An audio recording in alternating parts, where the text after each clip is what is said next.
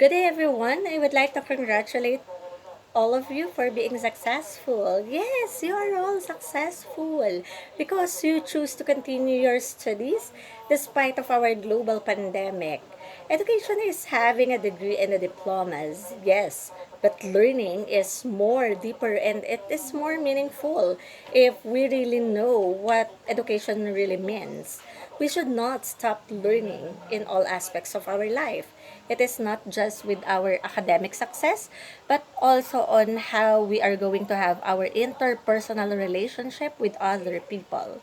Kaizen is a Japanese term, means change for the better or continuous improvement. And in all that we does, we should improve ourselves better if we know our Waterloo or our weaknesses. Everything is constantly shifting, changing, and becoming something other what it was before. And today is much better than yesterday.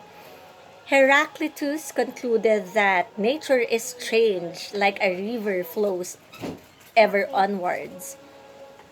Nothing is permanent in this world and change is inevitable.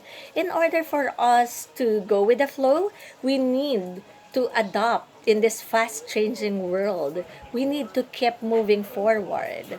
Regardless of what modalities we use for our learning or for us to celebrate our 20th Foundation Day, the values we ought to have should not be forgotten. Humanity should always take place above any calamity and disparity.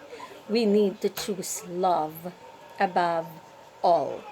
Competitions, whether it is in the form of sports, games, contests, or even in life battles, winning is not everything, but how you give your best and how you learn from it and how you take every moment, how you enjoyed every moment.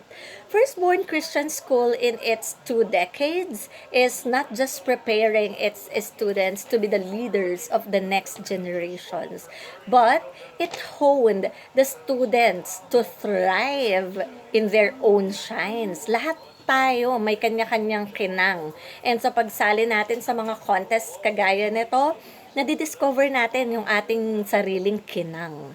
And we need to develop ourselves more better.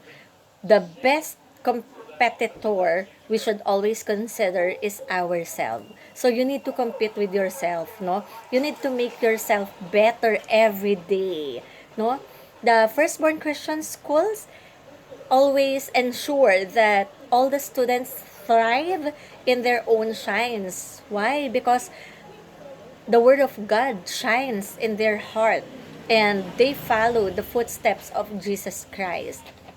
Because true education knows that character, attitude, and a humble heart way better than any intelligences and winning.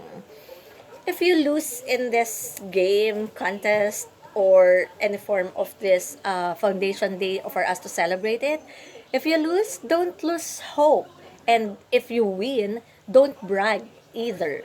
Because what matters the most is how you played it and how you enjoy and how you learn from it, how you accept it. It is not others issue but it is your issue kung papaano mo ba tatanggapin sa sarili mo pag natalo ka and papaano mo ba i-manage yung sarili mo pag nanalo ka na hindi ka magbe-belittle ng ibang kapwa mo at hindi ka magbabrag sa ibang tao. So, it is a form of attitude and it is what makes us shines, no? How we humble ourselves. Because there will always be a next time. So whatever happens in this season, accept, no?